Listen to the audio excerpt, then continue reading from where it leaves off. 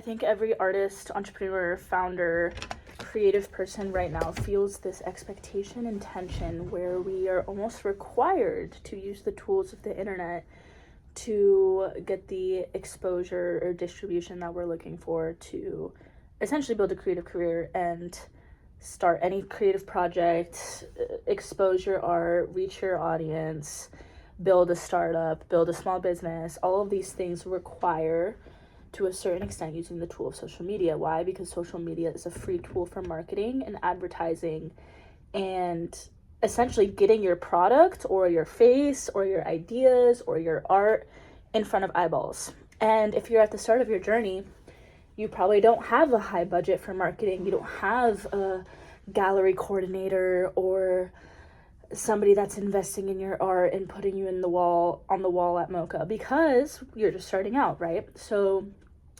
everyone, when they're just starting out, is learning how to facilitate the tools that are available to them in order to generate outcomes and expose themselves and get in front of eyeballs. I think right now we're all at this point where it's like, okay, yes, we have this great tool. It's awesome. Like, for me personally, with the type of work I enjoy and the type of process that feels expansive and exciting to me, I'm alive at the best time I possibly could be because I can literally pursue whatever I want. I can learn whatever I want. I can build the skills I need to achieve whatever I want. And I can create opportunity for myself through essentially exposure and documenting online and reaching out to people and building a portfolio and having an online presence and doing quality work. And I think that there's a fly. I had a point and now I lost it. I think that the internet is your studio, but posting videos doesn't have to be your art. And what I mean by that is that when you are a traditional artist, you are using different tools, you're using medium. Maybe you're an oil painter, maybe you're doing mixed media, maybe you're a sculptor using clay and using your hands. The internet we have our digital and physical realities, right? And the internet is clearly a digital reflection of our physical reality, but in the online sphere. And through that, you can look at it as a studio space to essentially make things, talk things, throw ideas at the wall, throw ideas to the collective, have conversations, because that's what the internet is, right? It's contributing to the conversation.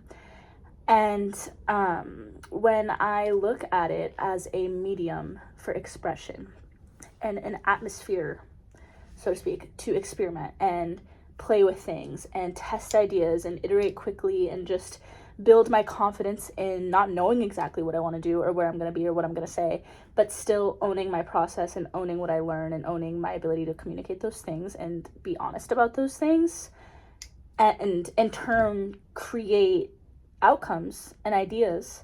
All those things inform my process as an artist and as a founder because it essentially acts as a mirror, right? Like the more I talk to myself in camera and the more I talk to the world through the camera, it shows me what things in my mind, what ideas are important to me, or what things are like coming up to awareness and what things are seemingly applicable to the culture or where I'm as an artist looking at things, because otherwise I wouldn't have had that thought. And the fact that I have the desire and ability and itch almost to communicate those things and communicate those ideas shows to me that somehow they're important to me and some part of my identity and something that I'm working through.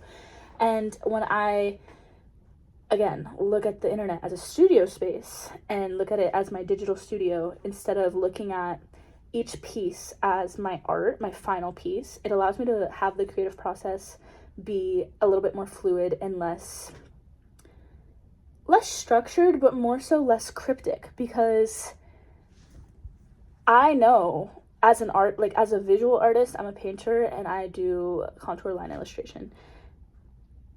I know that posting a video on TikTok or Instagram or even on YouTube of my art is not my art.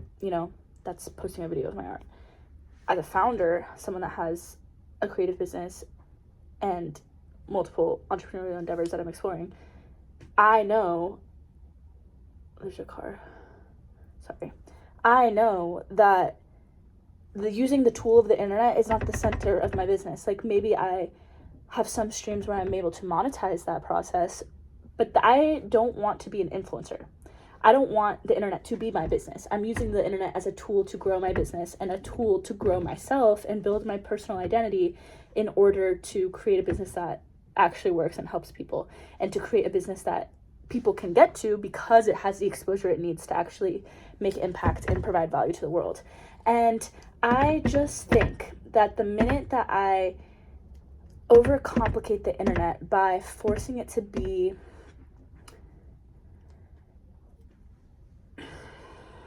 final product art, that's when I get in my head about things, because it's not that. It's a creative process, and it's a studio space, and it's a medium for me to experiment. It's a medium for me to test ideas.